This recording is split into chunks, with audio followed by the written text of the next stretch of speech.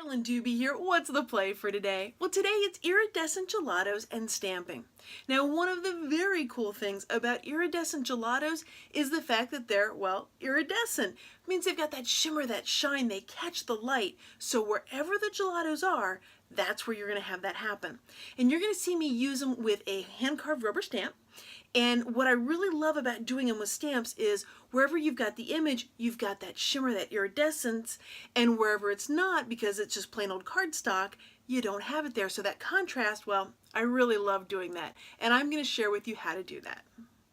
So how do you know if you're using iridescent gelatos without even opening the lid? Well, there's an eye right there on the label. That way you'll know before you pick them up that you're going to get that wonderful iridescence, that shimmer with them. Now I've got a hand-carved rubber stamp here, and I am taking different colors of the gelatos, and I am simply drawing right around the edge of the shape. I'm not covering the whole shape up, although I absolutely could if I wanted to. I'm just going right around the edge. Now, gelatos react to water, so I'm going to spray these with water. Now, if I wasn't on camera, I would hold these off somewhere else where the water wouldn't get on the paper that I'm actually going to be stamping on, but I want to keep this all on camera so that you can see it. Then I'm just going to pop that stamp over. I stamped it once, I stamped it twice, and I can actually get a third stamping from it immediately. Now, the first stamping had the most water and the most gelatos on it, so it had the greatest watercolor look to it. And you can blot up any excess or any remnants, leftovers with a paper towel or baby wipe, and even that ends up being wonderfully colorful. Now this time when I put the color on, I'm going to put two colors of gelatos on each and every one of the circles. So one color on the inside and one color on the outside. Now something to keep in mind while I'm doing this is that the amount of gelatos that I put on there will impact how it looks when I stamp it.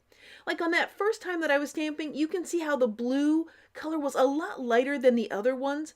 Well, that's because I didn't put quite as much blue on there. So if you want a really, really strong color, you want to put more gelatos on there. If you want a softer color, you want to put fewer gelatos or less gelatos on there.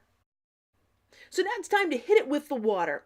And again, like I said before, I'd probably do this off to the side so that it's not right on top of what I'm working on, but I'll protect that, and then I'm going to hit it with some water. Keep in mind that the more water that you hit it with, the more watercolor look you get.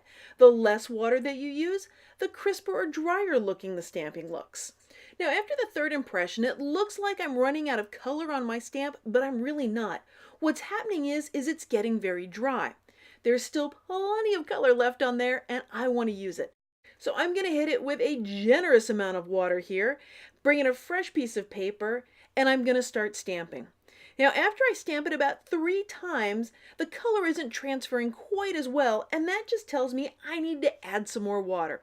Now the pattern that I'm making here is a much softer, more muted pattern than the very first time that I stamped. Now something that all of the impressions here have in common, whether it was the first or the last, is that it has that iridescence in it. That shimmer, that sparkle, that catching of the light, and the camera just isn't doing it justice. Once you're all finished using the gelatos on a stamp, there are a couple of ways you can clean it if you choose to clean it. One of the ways is by rubbing with a baby wipe or a paper towel. Now I like to take a shortcut. I want the cleaning to go quickly if I'm going to do it. So what I do is I recycle dead toothbrushes. Now these are toothbrushes that we're all finished using for their initial purpose of, keeping our teeth clean. And of course, once it's touched an art supply, it can never go back to being used for keeping our teeth clean. And it does an exceptional job getting into all the little nooks and crannies inside a stamp. Well, now it's your turn. Grab your iridescent gelatos, grab some stamps, and start playing. Well, thanks so much for joining me today, and thank you for letting me be a part of your colorful journey.